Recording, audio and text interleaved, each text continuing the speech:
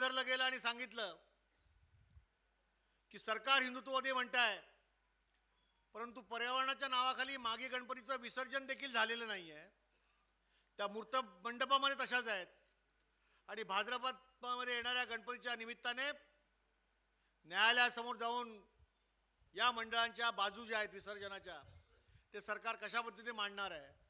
हा दबाव सतत सातत्याने त्या ठिकाणी विधानसभेमध्ये विधान परिषदेमध्ये विरोधी पक्ष म्हणून शिवसेना उद्धव बाळासाहेब ठाकरेंच्या आमदारांनी लावून धरला आणि त्यानंतरच्या काळामध्ये अलीकडे फक्त या वर्षीच्या विसर्जनासाठी मूर्तींना फक्त समुद्रामध्ये आणि तलावामध्ये परवानगी मिळाली. हे देखील आजच्या या बैठकीच्या निमित्ताने मला सांगायला आपल्यासमोर समाधान वाटतं. परंतु आपली लढाई संपलेली नाही आहे. केवळ या वर्षीसाठी मिळालेली आहे. परंतु जसं लोकमान्य टिळक म्हणाले की स्वराज्य हा माझा जन्मसिद्ध हक्क आहे, तसा गणेशोत्सव हा महाराष्ट्रातील नाही, हिंदुस्थानातील प्रत्येक भक्ताचा जन्मसिद्ध हक्क आहे. आणि या मूर्तीचं विसर्जन तलावात या समुद्रात करण्याची आम्हाला तो अधिकार आहे. तो अधिकार आम्ही मिळवण्यासाठी प्रयत्न करतोय. सरकारने देखील ही बाजू मांडून हा कायमस्वरूपी अधिकार आम्हाला मिळवून दिला पाहिजे. ही लढाई आम्ही सतत लढत राहणार आहोत. या दृष्टीने आपण सगळे मिळून प्रयत्न करतोय.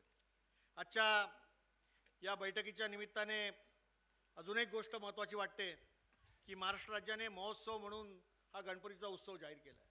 त्यावरती आमचे माननीय नेते या ठिकाणी बोलतील आणि त्यांच्या भावना या ठिकाणी मांडतील. मी सर्वप्रथम सार्वजनिक गणेशोत्सव मंडळाचे कार्याध्यक्ष कुंदन आगासकर यांना विनंती करतो की आपलं मनोगत आणि गणपती उत्सव मंडळातील कार्यकर्त्यांच्या भावना ज्या आहेत त्या या ठिकाणी त्यांनी आपल्या भाषणातून व्यक्त कराव्यात. थोड्या वेळातच पक्षप्रमुख माननीय उद्धवजी ठाकरे साहेब हे या ठिकाणी उपस्थित राहतील. मी पुन्हा एकदा आपल्या सगळ्यांचं या ठिकाणी मनपूर्वक स्वागत करतो आणि कुंदस आगासकर यांना विनंती करतो की आपण आपले विचार या ठिकाणी व्यक्त करावे.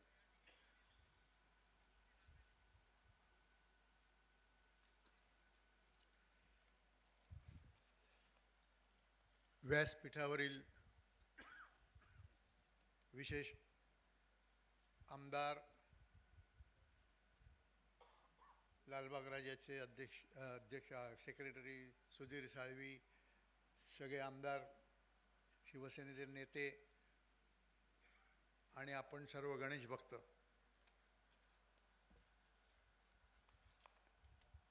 दरवर्षी गणपतीच्या निमित्ताने ह्या सभा घेतल्या जातात आणि त्या सभेला आपण सर्वजण आपले पदाधिकारी या सभेला उपस्थित असतात. मला एक आठवण येते ते म्हणजे समन्वय समिती जी मुंबईत स्थापन झाली, त्या समितीचा जन्म 44 वर्षापूर्वी झाला आणि त्याचं जे सर्वे होते ते आपले गजाभाऊ वर्तक, गजानन वर्तक म्हणून होते आपल्या गिरगावात. 44 वर्षापूर्वी त्यांनी ह्या समन्वय समितीची स्थापनेसाठी जोरदार प्रयत्न केले आणि त्यावेळेला समन्वय समिती म्हणजे फक्त मंडळं आपापल्या ह्याच्यात हे होत होती. परंतु काही गणपती उत्सवांना गिरगाव चौपाटीवरती किंवा दादर चौपाटीवरती, जुहू चौपाटीवरती एकंदरीत सर्व वेगळ्या काही फोटोग्राफर्स फोटो काढायचे विघ्न झालेल्या मूर्तींचे आणि अशा ह्याच्यामध्ये तुझा गणपती पुढे किंवा माझी मिरवणूक पुढे वगैरे ह्याच्यावरून वाद व्हायचे. तर कुठेतरी समन्वय साधला गेला पाहिजे म्हणून ह्या समन्वय समितीची स्थापना झाली आणि त्याला अतिशय चांगला प्रतिसाद सर्व मंडळांनी दिला. आज मुंबईतील जवळजवळ 14,000 रजिस्टर्ड मंडळं आणि अनरजिस्टर्ड 35,000 मंडळं जवळजवळ आहेत. मंडळांची हे वाढत चाललेली आहे, परंतु आपल्या जागा कमी होत चालल्यात. सगळे टॉवर येत आहेत आणि टॉवर्समुळे गणपती जिथे आपण बसवायचो तिथे पंचायत व्हायला लागली आहे. बऱ्याच ठिकाणी बिल्डर त्रास देतो आहे. अशा वेळेला काय करायचं? समन्वय समितीचं उद्दिष्ट एवढंच आहे की समन्वय समितीचा उत्सव नाही. मी एका मंडळातून या समितीवरती आलो आहे. आमचे सेक्रेटरी आहेत गिरीश वालावलकर, ते ग्रँट रोडच्या एका मंडळातून आलेले आहेत. असे वेगळ्या वेगळ्या भागातले पदाधिकारी किंवा हे ह्या समितीवरती आले आहेत आणि आमच्या ह्या मीटिंग होतात आणि त्या मीटिंगमध्ये काय काय होतं काय काय नाही होत अशी सर्व कोणाला काय गरज आहे, कुठल्या मंडळाला त्रास झाला आहे, तर त्याच्या सगळ्या ह्या आम्ही महापालिका, पोलीस आयुक्त, पोलीस गृहमंत्री, नंतर राज्यमंत्री यांच्याशी सतत त्या खात्याशी आम्ही तुमच्या सगळ्या अडचणींचा सारासार विचार करून शेवटची मीटिंग मंत्रालयात व्हायची. आता सह्याद्री गेस्ट हाऊसवरती होते, मुख्यमंत्र्यांच्या समोर होते आणि त्यावेळेला ह्या सगळ्या अडचणींचा पाढा वाचला जातो आणि त्याच्यात पॉलिसी डिसिजन घेतलं जाते. आणि त्या मीटिंगला सर्व जिल्ह्याचे कलेक्टर, त्या पुण्याचा असेल तर पुण्याला बसलेला असतो तो, ऑनलाईन संपूर्ण महाराष्ट्राचे जिल्हाधिकारी आणि IAS ऑफिसर बसलेले असतात आणि मुख्यमंत्री सह्याद्री गेस्ट हाऊसवरून सगळ्यांना आदेश देतात.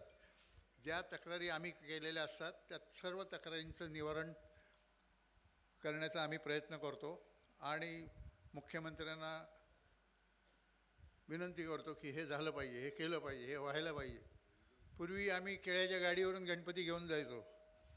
आज महापालिका बोलते आम्ही तुमच्यासाठी एवढा खर्च करतो, एवढे लाईट लावतो, BSTचे एवढे ह्याचे करतो. आम्ही लावता म्हणजे आमच्याकडून टॅक्स देत आहे तुम्ही, काय फुकट मेहरबानी करत नाही आहे. तुम्ही नसाल देत तर आम्ही आमचे तसेच परत पूर्वीसारखे गणपती आम्ही साजरे करू. ह्या एवढा खर्च करतात म्हणून बोलतात, परंतु त्या खर्चामध्ये गणपतीच्या उत्सवातून हा जगातला 1 नंबरचा उत्सव आहे. फोर्ड फाउंडेशन म्हणून जी संस्था आहे अमेरिकेमध्ये, त्यांनी 3 वर्ष सतत सर्वे केला आणि त्या सर्वेमध्ये मुंबईतला गणेशोत्सव हा जगातला 1 नंबरचा उत्सव म्हणून जाहीर केला. आता त्या उत्सवामध्ये म्हणजे त्यांनी सगळ्या दृष्टीने बघितलं की मुंबईत येणारा प्लास्टर ऑफ पॅरिस, गणपतीच्या मूर्त्या, विजेचं सामान हैदराबादवरून येतं, अहमदाबादवरून मावा येतो, बेंगलोरवरून फुलं येतात, अगरबत्त्या येतात, कापूर येतो, अशा वेगवेगळ्या ठिकाणाहून वेगवेगळ्या किती ट्रान्सपोर्ट, ताडपत्र्या, आसामवरून बांबू येतात, नारळ येतात केरळावरून, अशा सगळ्या ठिकाणून करोड अब्जावधी रुपयाची उलाढाल होते. आणि ह्या सगळ्याचं हे मुंबई आहे. तर त्यामुळे मुंबईवरती, आणि आपण लालबागपासून घ्या, परळ किंवा इतर आता सबबमध्ये पण खूप मोठ्या मोठ्या मूर्त्या व्हायला लागलेल्या आहेत. त्या बघायला अख्ख्या हिंदुस्थानातून लोक येतात आणि ते बघून एक समाधान मिळतं लोकांना की हा उत्सव, त्याचं वैभव काय आहे हे सगळ्यांना दिसते. तर अशा ह्या उत्सवाला काही काही वेळेला विघ्नसंतोषी लोक काही ना काहीतरी पत्र पाठवून लोकमानसमध्ये किंवा अशा कुठल्याही तरी ह्याच्यामध्ये हा वारेमाप खर्च करतायत. पण आम्ही सामाजिक कार्य किती करतो आहे ह्याच्याकडे कोणाचं लक्ष नसते. कोण रक्तदान करते, कुठलं मंडळ वह्या पुस्तकं मुलांना दत्तक घेत आहे, शिक्षणासाठी त्यांना खर्च करत आहे वगैरे, अशा प्रत्येक गोष्टीमध्ये मंडळं वेगळ्या वेगळ्या पद्धतीने. तुमच्यापैकी जर का असे करत असतील तर तुम्ही पण आम्हाला समन्वय समितीकडे हे द्या, तुमची मंडळाची माहिती देत जा, म्हणजे तो डाटा आमच्याकडे आम्ही जमा करून ठेवतो. समन्वय समितीने जेव्हा कोर्टाने मैदानावरती बंदी घातली होती 1900 मला वाटतं किती साली 1995 साली मैदानावरती गणपती उत्सव करायचा नाही म्हणून बंदी घातली होती. त्यावेळेला मनोहर जोशी मुख्यमंत्री होते आणि आम्ही बाळासाहेबांकडे गेलो आणि बाळासाहेबांनी सांगितलं, बाळासाहेब असं असं आहे, काय करा. ताबडतोब बाळासाहेबांनी फोन उचलला आणि मनोहर जोशीनं सांगितलं उद्याच्या उद्या ऑर्डिनन्स काढा. आणि तिथले इथे ऑर्डिनन्स काढून मैदानं मोकळी झाली. नाही तर एकही गणपती उत्सव मैदानामध्ये झाला नसता, इतकी परिस्थिती होती. आणि त्यामुळे आम्ही साहेबांचे तेव्हापासून ऋणीच आहोत. मंडपांना पण बंदी घातली की रस्त्यावरती खड्डे करायचे नाहीत आणि त्याच्यासाठी पण बंदी आणत होते. तेव्हा पण आम्ही उद्धव साहेबांना पण सांगितलं आणि त्यानंतर उद्धव साहेबांनी आणि म्युन्सिपल कमिशनर वगैरे सगळ्यांची मोठ्या लेवलवरती बैठक झाली. आणि आता काही जे अधिकारी इकडे येतात ते कोणाचे नाव मला घ्यायचं नाही आहे, परंतु त्यांचे काही लोकांचं हे आहे की हा उत्सव कसाही करून दाबायचा. एवढा मोठा उत्सव आहे तो कुठल्याही परिस्थितीत दाबायचा. बरेच प्रयत्न करत आहेत वेगळ्या वेगळ्या पद्धतीने, परंतु आपण सगळ्यावरती असा नाही तसं तर आड रस्त्याने मार्ग काढतोय आणि बाप्पाचा आशीर्वाद आहे, त्यामुळे बाप्पा पण त्या अडचणीतून आपल्याला बाहेर काढतो.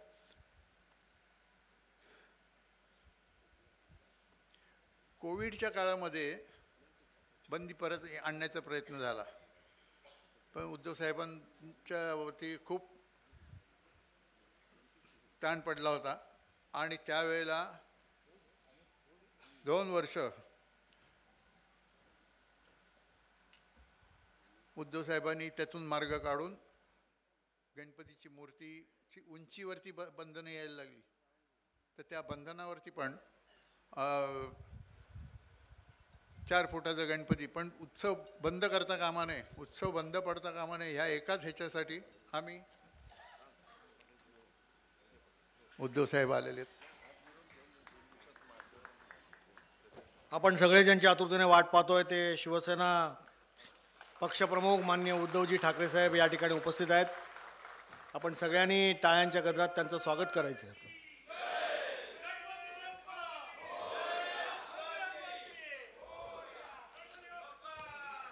छत्रपती शिवाजी महाराजांच्या प्रतिमेस माननीय उद्धवजी पुष्पहार अर्पण करतील. माननीय कुंदन आगासकर श्री गणेशांच्या मूर्तीला या ठिकाणी पुष्पहार घालतील. श्री विनोद घोसाळकर वंदनीय हिंदू सम्राट शिवसेना प्रमुख माननीय बाळासाहेब ठाकरे यांच्या प्रतिमेला पुष्पहार अर्पण करतील. आणि श्री गिरीश वालावलकर सचिव समन्वय समिती हे महासाहेबांच्या प्रतिमेला पुष्पहार अर्पण करतील.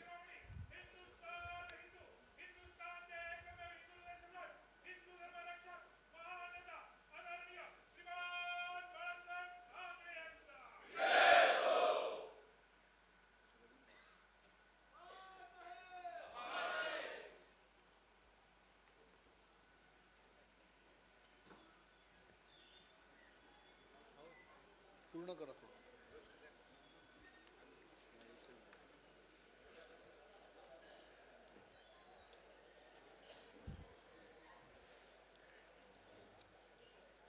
आपल्या सर्व गणेश मंडळांच्या वतीने आम्ही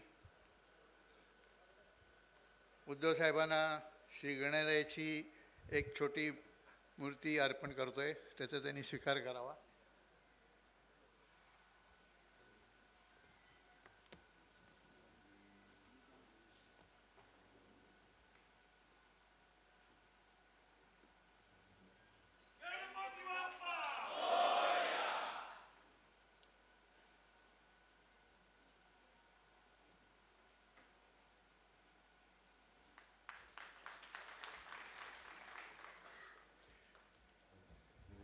धन्यवाद.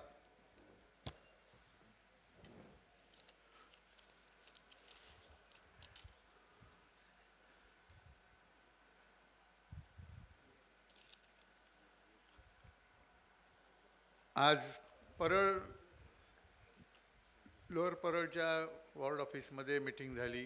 तिथल्या देखील मंडळांच्या अडचणी आम्ही ऐकल्या. आम्ही प्रत्येक वॉर्डच्या मीटिंगला जातो, तिथल्या मंडळांच्या अडचणी घेऊन त्या सर्व अडचणींवरती महापालिका आयुक्त, पोलीस आयुक्त यांच्याशी बैठक घेऊन, परवाच्या दिवशी 3 दिवसापूर्वी पोलीस आयुक्तांच्याबरोबर बैठक झाली, ट्रॅफिकबरोबर बैठका झाल्या. ट्रॅफिकच्या सगळ्या झाडाच्या फांद्या छाटण्यापासून त्या केबलच्या वायर्स वगैरे अडचणी येतात, त्याच्याबद्दल देखील आम्ही संबंधित अधिकाऱ्यांशी बोलून त्याच्यावरती उपाययोजना करण्याचं सांगतो. खड्ड्यांचा प्रश्न फक्त थोडासा अजून पाहिजे तसा होत नाही, त्यामुळे त्या खड्ड्यांच्या ह्याच्यावरती पण उद्याला आम्ही मुख्यमंत्र्यांबरोबर बैठक आहे तेव्हा हा प्रश्न, तेव्हा महापालिका आयुक्त सगळे IAS ऑफिसर असतात तेव्हा त्यांच्याकडे ह्या देखील प्रश्नांवरती तक्रार नोंदवणार आहे. आमचा समन्वय समितीचा उल्लेख ह्या मंडळांमध्ये आणि ह्या अधिक पोलीस महापालिका ह्याच्यात समन्वय साधण्याचा असल्यामुळे हा कुठला पक्षाचा अधिकृत हे नाही आहे, पण समन्वय साधण्याचं आमचं काम आहे, ते आम्ही अगदी मनापासून करतो आहे. त्यामुळे जे जे आमच्या निदर्शनास येतं, आपल्याकडून जे तक्रारी येतात त्या सगळ्याची दखल आम्ही घेतो, अगदी बारकाईने घेतो. तेव्हा आणि ज्या ज्या संबंधित अधिकाऱ्यांच्याकडे किंवा वेळ पडली तर आम्ही उद्धव साहेबांकडे किंवा हक्काने जातो आणि त्यांच्याबरोबर तक्रारीचं निवारण करण्यासाठी त्यांच्याकडे मार करतो. आपण मला इथे बोलवलं, बोलायची संधी दिली त्याबद्दल मी आपल्या सगळ्यांच्या वतीने, आयोजकांच्या वतीने आणि उपनगर समितीच्या वतीने मी आपल्या सगळ्यांचे आभार मानतो. जय हिंद, जय महाराष्ट्र, जय गणेश. यानंतर शिवसेनेचे उपनेते विनोद घोसाळकर आणि उपनगर सार्वजनिक उत्सव समितीचे आमचे सर्वेसर्वा विनोद घोसाळकर यांना विनंती करतो की आपलं मनोगत त्यांनी व्यक्त करावं.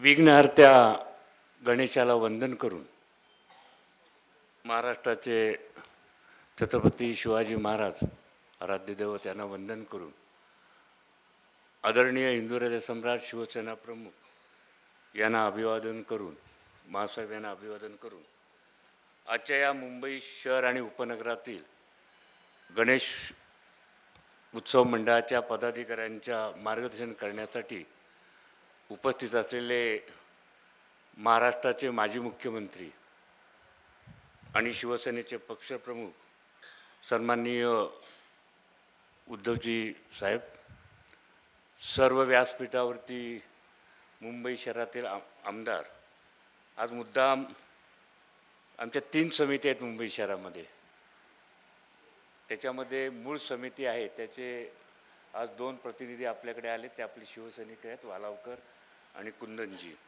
त्यांचं मी मनपूर्वक स्वागत करतो.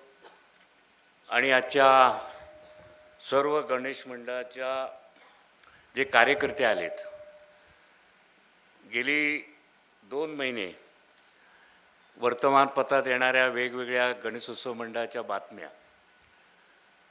POPच्या बद्दलची न्यायालयाची मनाई आणि अशा वेगवेगळ्या स्तरावरती लोकांच्यामध्ये एक संभ्रमाची भावना निर्माण झाली होती, कार्यकर्त्यांच्या मनामध्ये संभ्रमाची भावना झाली होती. परंतु हा जो न्यायालयाचा आदेश आहे हा 2003चा आहे की 2003 सालापासून जे मगाशी कुंदननी जे सांगितलं की खूप मोठी रिस्ट्रिक्शन आले होते की रस्ते सोडा, ॲम्ब्युलन्सला जाऊ द्या, फायर ब्रिगेड जाऊ द्या, कुठलाही एकतर्फी रस्ता वरतून तुम्हाला गणपतीची मंडपं घालता येणार नाही वगैरे वगैरे, हे आपल्या सगळ्या मंडळांना माहिती असतील. आणि हा जे मंडळांवरती हे जे न्यायालयाकडून जे बंधनं आलं होते त्याच्यामध्ये जर आपल्या मंडळांसाठी कोण धावून आला असेल तर आदरणीय शिवसेना पक्षप्रमुख उद्धवजी ठाकरे साहेब हे धावून आले. त्यावेळेच्या आयुक्तांबरोबर त्यांनी एक बैठक घेतली आणि ह्याच्यामध्ये दोन्ही बाजूला, एका बाजूला जरी रस्ताचं मार्ग असेल तर त्यालासुद्धा परवानगी आयुक्ताने त्यांच्या अधिकाऱ्यात आपल्याला दिली आणि बऱ्याच अंशी आपण त्याच्यामध्ये शिथिलता आणण्याचं काम माननीय उद्धवजीने त्यावेळेला केले. आणि ते सगळी जे साहेब, ती सगळी जी तुम्ही जे आपण आणि आयुक्तांनी जे काही सूचना केल्या होत्या किंवा जे त्या कोर्टाला आपण सादर केल्या आणि कोर्टाने असे आदेश दिले की ही जी काही सूची आहे गणपतीच्या बाबतीमध्ये महापालिका आयुक्तांनी दिलेली आहे ती संपूर्ण महाराष्ट्रातील महानगरपालिका आणि जिल्हा परिषदेला लागू करा, अशा प्रकारचे त्याच्यावरती मार्ग काढण्याचं काम माननीय त्यावेळी उद्धवजीने केलं. आणि मला वाटतं हा दरवर्षाचाच प्रश्न आहे. म्हणजे काय आजच काही ठिकाणी उत्सव साजरे करतायत मूर्तिकारांना बरोबर घेऊन, पण मला वाटतं हा एक श्रेय घेण्याचा एक मुंबई शहरामध्ये मंडळ आमच्या ताब्यात आहेत की नाही किंवा एक राजकीय डाव आहे. परंतु ही प्रत्येक वर्षाला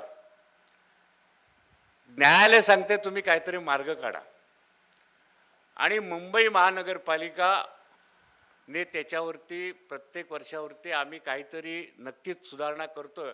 आणि पहिली सुधारणा म्हणजे आपण कृत्रिम तलावाचं मुंबई महापालिकेने न्यायालयासमोर सांगितले आम्ही कृत्रिम तलाव आम्ही वार्डामध्ये करतो, म्हणजे जास्तीत जास्त ते आम्ही ज्या POPच्या मूर्ती असतील किंवा त्या आम्ही देणार नाही, म्हणजे आम्ही समुद्रात टाकणार नाही किंवा जिथं नैसर्गिक स्तोत्र असेल तिथे आम्ही टाकणार नाही.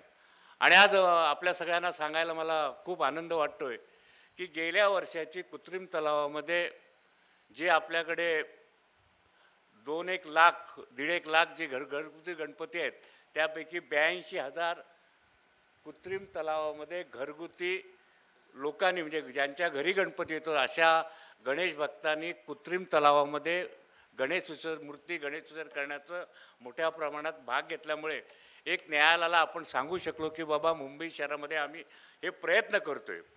आणि असे वेगवेगळे प्रयत्न सातत्यानं चालू आहेत आणि त्याच्यामुळे महापालिका तिथे न्यायालयाला सांगते की आम्हाला एवढ्या प्रमाणात इन्व्हेस्टमेंट आहे की गणपतीच्या मूर्ती 1-6 महिने अगोदर तयार होतात आणि त्याच्यामध्ये मगाशी सांगितल्याप्रमाणे करोडो रुपयाची उलाढाल असते मूर्तिकारांचं सुद्धा.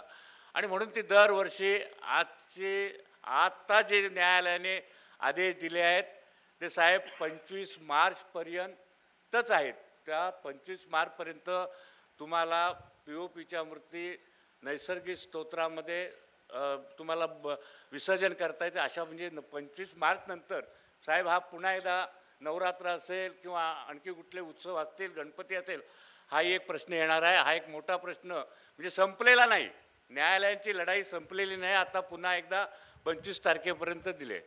सरकारने आता काकोडकर समिती नेमली होती याच्यावरती सर्वांवरती निर्णय घ्यायला, पण काकोडकर समितीने सुद्धा काकोडकरांचा जो अहवाल आहे त्यांनी सुद्धा नैसर्गिक स्तोत्रामध्ये विसर्जन करण्यास POPच्या मूर्तीला संमती दिलेली नाही. त्याने असं सजेशन केलेलं आहे की तुम्ही जशा 4-6 फुटापर्यंतच्या मूर्ती जशा तुम्ही कृत्रिम तलावावरती विसर्जित करता तसेच तुम्ही मोठे तलाव बांधून उंच असलेल्या मूर्ती तुम्ही कृत्रिम तलावामध्ये विसर्जित करा, अशा प्रकारचा काकोडकर समितीचा सुद्धा निष्कर्ष आलेला आहे. आणि एवढी आपल्याकडे कमीत कमी 20 ते 25 फुटांच्या काही ठिकाणी गणेश मूर्ती असतात आणि एवढे कृत्रिम तलाव कच्ची असतात मुळात. ते म्हणजे काय कॉन्क्रीटमध्ये भिंती नसतात, ते मैदानामध्ये केलेले असतात. त्याच्यामुळे हा एक आता येणाऱ्या काळामध्ये महानगरपालिकेवर मोठा प्रश्न आहे की ह्या मोठ्या मूर्तींचं विसर्जन कशा पद्धतीनं करायचं, तो एक प्रश्न आहे. त्या दृष्टिकोनातून माननीय उद्धवजी त्याच्यातून आपल्याला मार्गदर्शन करतील. आणि येणाऱ्या काळामध्ये हा जो मुंबईचा मानबिंदू आहे गणेशोत्सव, म्हणजे मगाशी सांगितलं की जगातील एक सर्वात मोठा उत्सव साजरा केला जातो तो गणेशोत्सव. आणि एक मराठी माणसांसाठी किंवा सगळ्या मुंबईकरांसाठी हा एक आनंदाचा क्षण, एक उत्सव म्हणून हा साजरा केला जातो. माननीय मगाशी शिवसेना प्रमुखांचं सुद्धा उल्लेख झाला. साहेबांनी सुद्धा त्यावेळेला एक चांगलं सांगितलं होतं, त्यावेळेस सुद्धा गणपतीला मदत केलेली आहे, आज उद्धवजी करतायत. त्याच्यामुळे मला असं वाटतं की नेहमीच आपल्या शिवसेनेकडून आणि अनेक मंडळं आज आपल्या शिवसेनेच्या नेतृत्वाखाली काम करतात, मुंबई शहरामध्ये गोविंदा काम करतात. परंतु आता थोडेसे काही लोकांचं आमिष मंडळाला येतात, काही मंडळाचे आता म्हणजे आता राजकीय आमदार पळवापळवी झाली तशी मंडळासुद्धा मुंबईमध्ये पळवापळवीचं काम चाललं आहे. त्यामुळे आपण सगळ्या निष्ठावंत आपल्या शिवसेनेच्या कार्यकर्त्यांना, शिवसेना प्रमुख बाळासाहेबांना मांडणाऱ्या, हिंदुत्व मांडणाऱ्या आणि मराठी प्रेमी सगळ्या जनतेने अशा पद्धतीनं पुन्हा एकदा हा गणेशोत्सव मंडळाच्या पाठीमध्ये, समन्वय समितीच्या पाठीमागे, माननीय उद्धवजींच्या पाठीमागे उभं राहण्याचा आपण आज ठाम निर्णय घेऊया, इतकंच मी सांगून माझं भाषण संपवतो. जय हिंद, जय महाराष्ट्र, जय गणेश.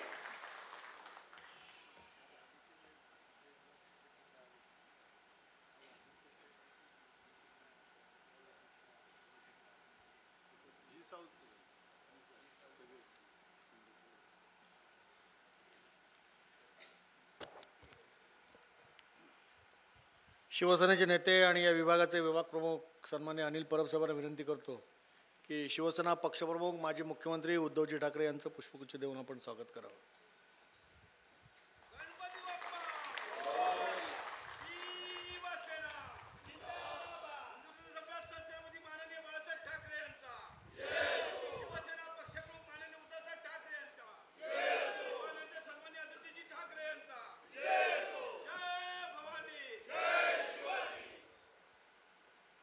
गणपती उत्सवाच्या कार्यकर्त्यांची बैठक आहे, परंतु हा उत्सवाचा महिना आहे आणि सणांच्या या सगळ्या मांदियाळीमध्ये गोविंदाचं देखील महत्त्व या मुंबई आणि महाराष्ट्रामध्ये फार मोठं आहे.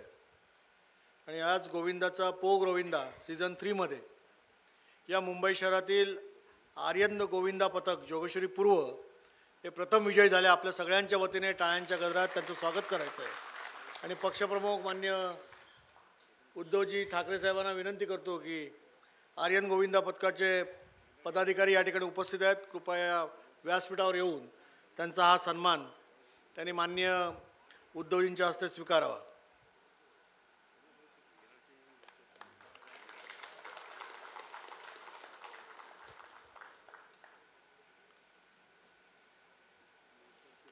आर्यन गोविंदा पथक जोगेश्वरी पूर्व प्रो गोविंदा सीझन 3 से प्रथम विजयी आपल्या सगळ्यांचं मनापासून या ठिकाणी अभिनंदन.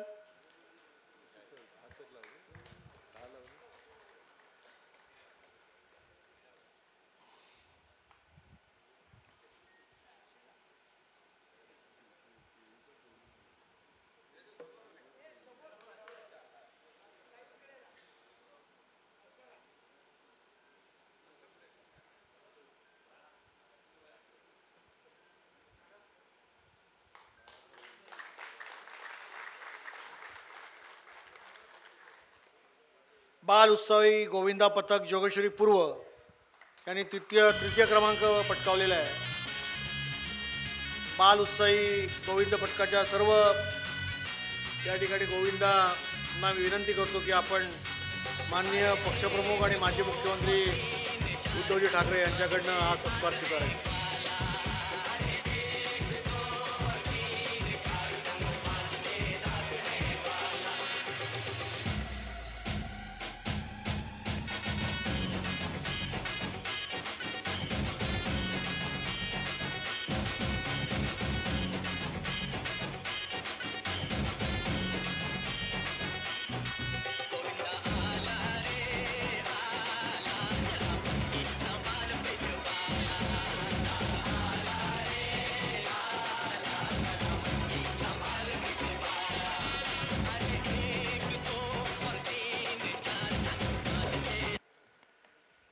मी आपल्या सगळ्यांच्या वतीने शिवसेना पक्षप्रमुख आणि महाराष्ट्राचे माजी मुख्यमंत्री उद्धवजी ठाकरे यांना विनंती करतो की मुंबई शहर आणि उपनगरातील या सार्वजनिक गणपती उत्सव मंडळातील सर्व पदाधिकाऱ्यांना आपण कृपया मार्गदर्शन करावं. आणि माननीय उद्धवजींच्या भाषणामध्ये प्लॅस्टर ऑफ पॅरिसवरती घातलेली मर्यादा, त्यासाठी सर्व गणपती उत्सव मंडळाच्या वतीने येणाऱ्या काळामध्ये आपण करायची असलेली वाटचाल आणि त्याचबरोबर अनेक ज्या काही आपण समस्या या ठिकाणी मांडल्या त्याबद्दल माननीय पक्षप्रमुख उद्धवजी ठाकरे आपलं विचार या ठिकाणी मांडतील आणि आपल्याला योग्य मार्गदर्शन करतील. मी विनंती करतो की पक्षप्रमुख मान्य उद्धवजी आपले विचार व्यक्त करावे.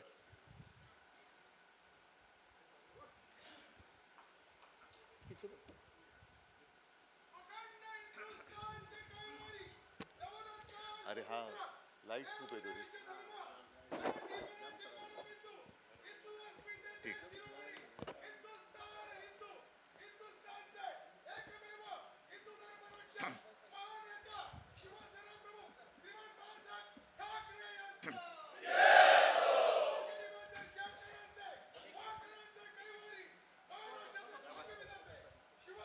बदल.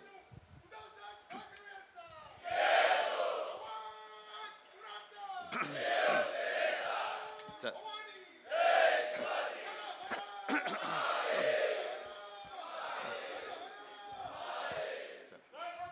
उपस्थित सर्व गणेश भक्तांचं मी स्वागत करतोय आणि तुम्हाला सर्वांना खास धन्यवाद देतोय. लोकमान्यांनी आता किती वर्ष झाली त्यावेळेला सुरू केलेली परंपरा तुम्ही नुसती कायम नाही ठेवली तर जल्लोषामध्ये कायम ठेवलेली आहात. किमान 100 वर्ष तर होऊन गेलीत, पण कुठेही उत्साहाला ओहोटी लागले असं दिसलेलं नाहीये. या सर्व काळामध्ये अनेक संकटं आली, त्यातली काही नैसर्गिक होती, काही सरकारी पण आहेत. विशेषतः करोनाचा काळ जो होता तो फार भयानक होता. करोना जर का नसता तर काय झालं असतं? मी मुख्यमंत्री होतो, तुमचे प्रश्न मी त्याच वेळेला सोडून टाकले असते. तसं पाहिलं तर आपण गेले 5-6 वर्षानंतर भेटतोय. यापूर्वी सुद्धा दर गणपती उत्सवाच्या आधी इथेच भेटत आलो आणि साधारणतः मी माझ्या मनात काय होतं ते तुम्हाला सांगत गेलो आणि त्याप्रमाणे तुम्ही आपल्या गणपती उत्सवात तशी मांडणी करत गेलात. कारण नेहमी मला असं वाटतं की लोकमान्यांनी आपल्या सणांची चळवळ केली, त्या चळवळीतून स्वातंत्र्य ज्या मिळवण्यासाठी जी काही सगळ्यांची एकजूट हवी होती ती झाली. स्वातंत्र्यानंतर चळवळीचं नाही म्हटलं तरी उत्सवामध्ये रूपांतर झालं. गर्दी तर आजही होते, पण नुसत्या गर्दीला अर्थ नाही. त्या गर्दीमध्ये एक बांधीवपणा पाहिजे, एकजूट पाहिजे. आणि मग मी मुंबईकर असेल किंवा अगदी 2010 साली मला आठवतंय डेंगी आणि मलेरियाचं थैमान होतं. आपण इथेच त्या महापालिकेच्या अधिकाऱ्यांना बोलवलं होतं. त्यांचं प्रात्यक्षिक म्हणजे काय करायला हवं, काय करायला नको, या सूचना तुम्ही कशा द्यायला पाहिजेत याचं प्रात्यक्षिक दाखवलं. आणि मला आठवतंय ते दाखवताना मी इकडे पहिल्या रांगेत बसलो होतो.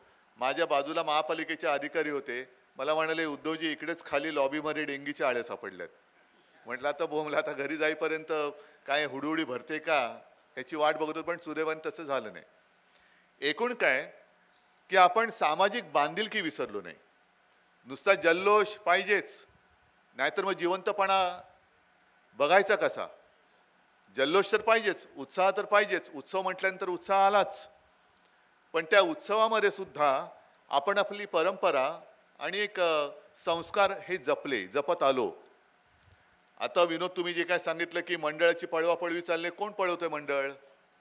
कुठे घेऊन जाल पळून? शेवटी मुंबईतच राहणार ना. आणि तो आतमधला गणपती बाप्पा जोपर्यंत त्याचे आशीर्वाद आम्हाला आहे तोपर्यंत किती तुम्ही मंडळ पळवा, आम्हाला काय कोणाची पर्वा नाहीये. हे दुसरं करू काय शकतात पळवीखेरीज. पण मला नाही वाटत असं कुठे काय पळवापळवी. निदान गणपतीचे भक्त आणि गणपती मंडळ जी आपली परंपरा कायम ठेवतायत ते अशा या आमिषाला बळी पडत असतील असं माझं काही मत नाही. निदान त्यांनी पडू नये अशी माझी अपेक्षा आहे. आता 5-6 वर्षानंतर भेटल्यानंतर मला असं वाटलं किंवा वाटलं होतं म्हणा पाहिजे तुमची भाषणं ऐकल्यानंतर की सगळ्या आता तुमच्या अडचणी सुटल्यात, मग आता ही बैठक घ्यायची कशाला? बोलायचं तरी काय, कारण अडचणीच नाही आहेत. कारण दरवेळेला आपण भेटत होतो तेव्हा एक तर मी तुम्हाला काहीतरी सांगत होतो आणि तुम्ही मला तुमच्या अडचणी सांगायच्यात. साहजिकच आहे, तेव्हा अगदी सत्ता काही काळासाठी होती, पण महापालिका सतत आपल्याकडे होती आणि यापुढे सुद्धा राहणार आहे. पण आता तर काहीच नाहीये. मग बैठक कशासाठी घ्यायची? बैठकीला येणार कोण? पण मला तुमचं कौतुक एवढ्यासाठी वाटतं की सत्ता जरी नसली तरी रस्त्यावरची ताकद आपल्याकडे, आणि ती ताकद तुमच्या माध्यमातून आज सुद्धा कायम आहे, याचा मला अभिमान आहे. मग आता एक दोन गोष्टी ज्या काही मी ऐकल्या की प्लॅस्टर ऑफ पॅरिस, त्या मूर्तीचं बंधन या वर्षापर्यंत होतं, पुढच्या वर्षी पुन्हा त्याचं काय होणार? बरं, याच्यामध्ये कमिटी कोण नेमली? म्हणजे मला एक कळत नाही की मध्ये आपण हिंदी सक्तीची नको, हिंदीची सक्ती होऊ देणार नाही याच्यासाठी आंदोलन करत होतो, तो GR त्याने मागे घेतला आणि कमिटी ज्यांची नेमली ते नरेंद्र जाधव हे अर्थतज्ञ, म्हणजे यांच्या भाषेशी तसं काही संबंध नाही. आता सुद्धा कुंदन ही POPच्या बद्दलची जी काही समिती नेमली, म्हणजे पर्यावरण विषयासाठी, मान्य आहे ना, आम्ही सुद्धा पर्यावरण प्रेमी आहोत, पण पर्यावरणाचं प्रेम कोणाकडनं शिकायचं? ज्यांनी अणुऊर्जाचं समर्थन केलं ते अनिल काकोडकरांकडनं. म्हणजे तिकडे पर्यावरणाचा मोठ्या प्रमाणावरती ऱ्हास होणार आहे, समुद्राचं तापमान वाढेल वगैरे वगैरे सगळ्या काही होत्या, म्हणून त्याला आपण नाही सांगितलं. मग त्यांना इकडे तुम्ही इकडे पर्यावरण तज्ञ म्हणून नेमताय आणि त्यांचे जे काही त्यांनी दंडक घालून घेतलेत ते आम्ही मानायचे? कसं, कोणता कारभार आहे हा? बरं, सूचना कोणाच्या ऐकायच्या? हे कायद्याची अंमलबजावणी करणारं कोण आहे? सरकार.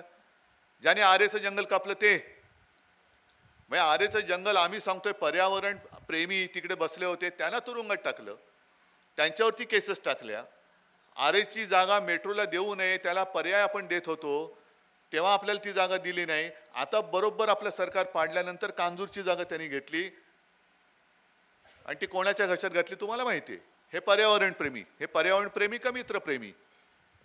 मी याच्यात राजकारण नाही आणत, पण ज्या काही घटना घडल्या आहेत त्या जर का बघितल्या तर याच्यामध्ये राजकारण आहे की नाही हे तुम्ही ठरवायचं. म्हणजे एका प्लॅस्टर ऑफ पॅरिस ठीक आहे ना, पर्याय काय? शाडूची माती कोण देतंय? कुठून आणणार? किती उंचीची पाहिजे मूर्ती? आणि दरवर्षी म्हणजे तुम्ही प्रत्येक वेळेला माझ्या दारात आलंच पाहिजे आणि मग मी तुमच्यावरती उपकार केलेत असं समजून चला यावर्षी तुम्हाला मी देतो पण पुढच्या वर्षी बघू, मग पुढच्या वर्षी परत यायचं, मग यावर्षी झालं पुढच्या वर्षी बघू. हा लाचारपणा आम्हाला नाही. जर रद्द करायची असेल तर ती आत्ताच पूर्ण रद्द करा, झालीच पाहिजे. पर्यावरण प्रेम आम्हाला कोणी शिकवायची गरज नाही, आम्ही सुद्धा पर्यावरण प्रेमी आहोत. आणि म्हणूनच मुंबईसाठी जो काही पिण्याच्या पाण्याचा प्रश्न आहे मोठा गहन आहे. आपण त्याच्यावरती पर्याय काढला होता की ते गारगाई आणि पिंजाळ लाखो झाडं कापली जाणार तिकडे. हा पर्यावरणाचा प्रश्न नाहीये. मग तो जो काही पर्याय होता तो आपण नंतर घेऊ. आधी मी असं ठरवलं होतं की समुद्राचं पाणी हे पिण्यायोग्य करून आपल्या मुंबईकरांची तहान भागवायची. हा पर्याय चांगला होता की नव्हता? पाऊस पडेल न पडेल, पडला तर आनंद आहे, नाही पडला तर काय करायचं? मग एवढे हजारो कोटी रुपये त्याच्यामध्ये घालायचे आणि पाऊस नाही पडला तर पाणी येणार कुठून? म्हणून आपण असं सांगितलं होतं की समुद्राचं पाणी आपण गोडं करून प्यायला वापरू, जे जगभरात इतरत्र वापरतात आपणही करू, म्हणजे पिण्याच्या पाण्याचा कधी तुटवडाच पडणार नाही. आणि आता काल त्याच्या आधीच्या अधिवेशनात यांनी गारगाई पिंजाळ मंजूर केलं आणि नंतर आम्ही समुद्राचं पाणी गोडं करण्याचा विचार करू. अरे विचार करायला मुळामध्ये डोकं लागतं. तेच जर का नसेल तर विचार करणार कसा?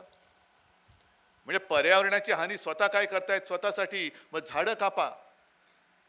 तिकडे अणुऊर्जेचा प्रकल्प आणत होते, तो अणू दिला नाही, अणू देणार नाही आपण, तो भाग वेगळा. पण त्यांनाच बरोबर पर्यावरण तज्ञ म्हणून इकडे देणार आणि प्लॅस्टर ऑफ पॅरिसच्या मूर्तीवरती बंदी घालणार. हे पर्यावरण तज्ञ किंवा पर्यावरण प्रेम समजून घ्यायचं कसं? बरं ठीक आहे, मग आता हा सण आहे, या सणामध्ये मग मी काहीतरी केलं पाहिजे कारण मला उद्या निवडणूक लढवायची. मग काय करतो मी? मोफत एसट्या.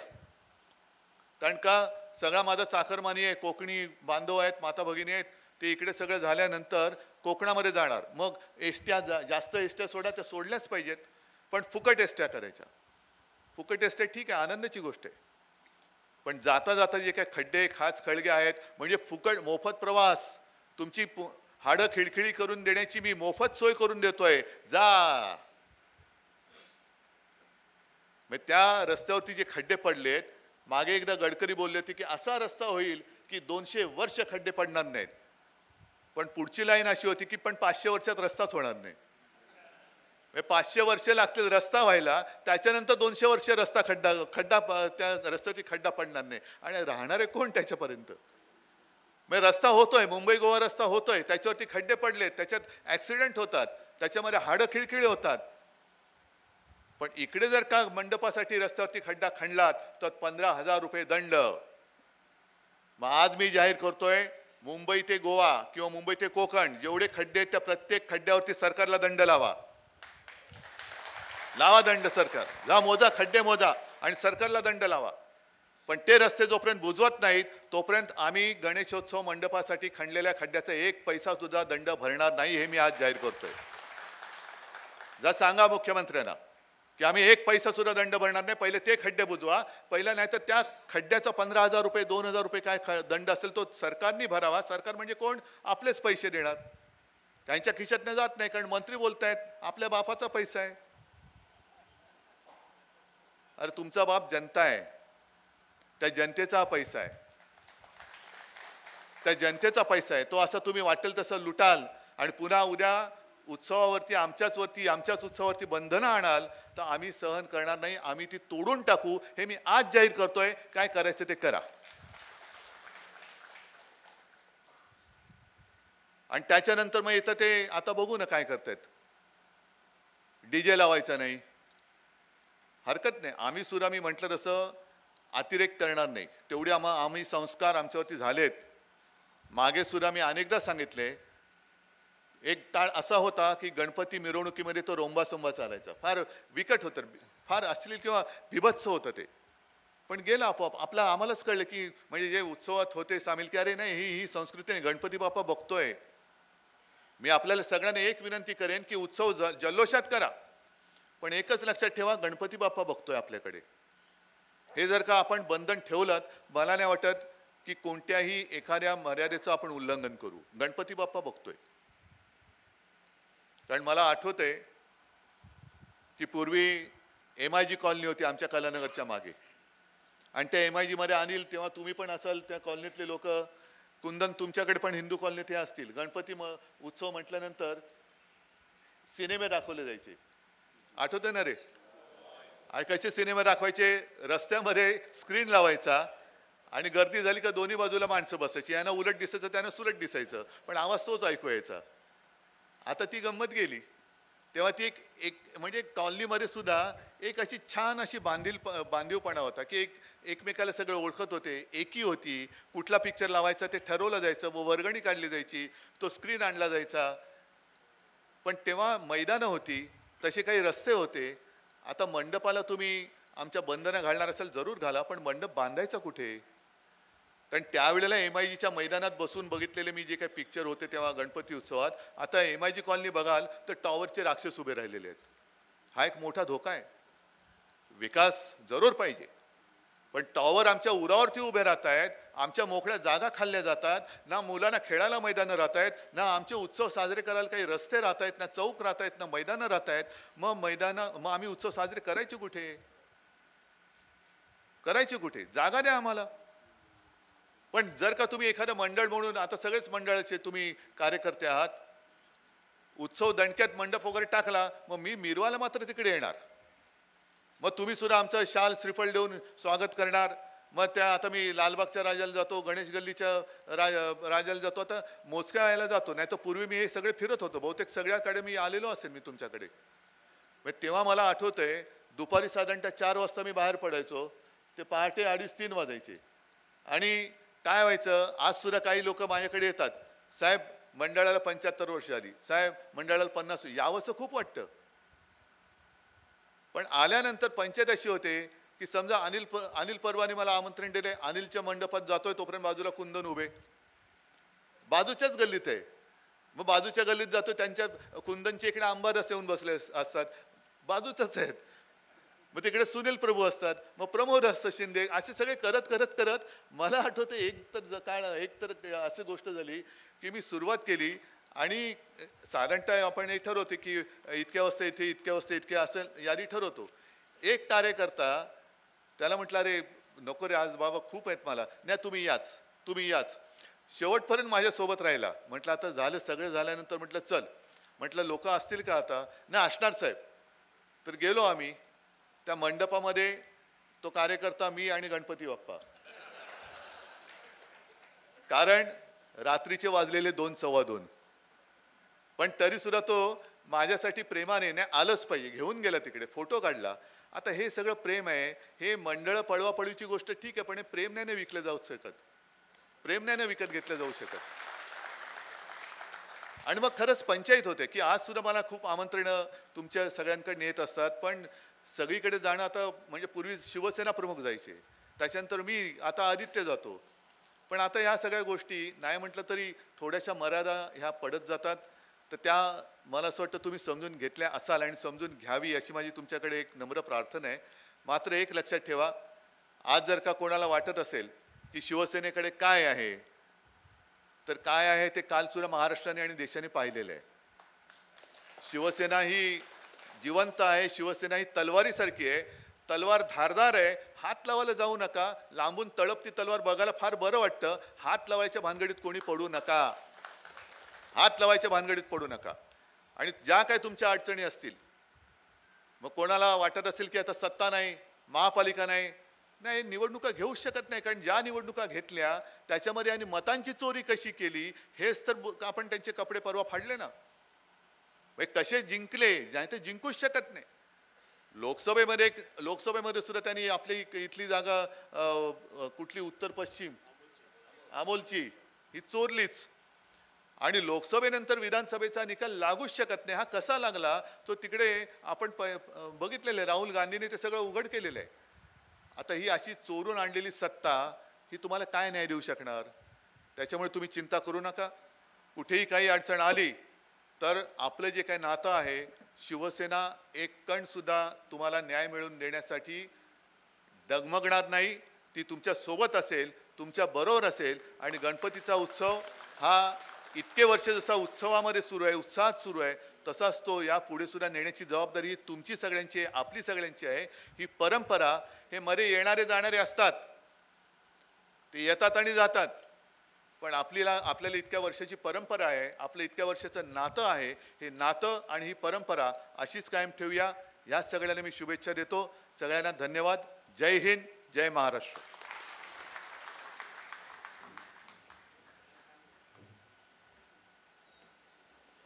सगळ्यांनी जागेवर थांबायचं. मार्चपर्यंत जे निर्बंध आहेत प्लॅस्टर ऑफ पॅरिसच्या मूर्तीचे, ते जर उठवले गेले नाहीत तर माननीय उद्धवजी, तुमच्या नेतृत्वाखाली पुन्हा एकदा पूर्ण मुंबई शहराची या पुढील आंदोलनाची दिशा ठरवण्याची बैठक याच रंगशारदामध्ये या गणपती बाप्पाच्या आशीर्वाद लावली जाईल. जर सरकारला शांतपणा असेल तर या ठिकाणी आम्हाला कायमस्वरूपी, आणि माननीय साहेब असं म्हणतात की दंड माफ केला पाहिजे, नाहीतर एकही पैसा दंड भरायचा नाही. वेडेवाकडे फक्त खड्डे पाडू नका. गणपती उत्सव मंडळाला जर काही अडचणी असतील तर शिवसेनेचे उपनेते माननीय विनोद घोसाळकर यांच्याकडे आपण संपर्क साधावा. आणि स्थानिक जे आमदार आहेत शिवसेनेचे आमचे सगळे, त्यांच्याकडे कुंदन आगसकर हे शहरासाठी आणि मुंबई शहरातले सगळे आमदार, आणि विशेष करून आमचे शिवसेनेचे सचिव सुधीर साळवी हे देखील या ठिकाणी पूर्णपणे ॲक्टिव्ह असतात. त्यांच्याकडे आपण आपलं जे काय असेल म्हणणं ते मांडू शकता. आपण सगळ्यांनी या ठिकाणी आलात आणि आजच्या या कार्यक्रमाच्या निमित्ताने माननीय उद्धवजींचे विचार ऐकून घेतलेत. मी आपल्या सगळ्यांचे आभार व्यक्त करतो आणि राष्ट्रगीताने, सामूहिक राष्ट्रगीताने आजच्या या बैठकीची आपण सांगता करतो.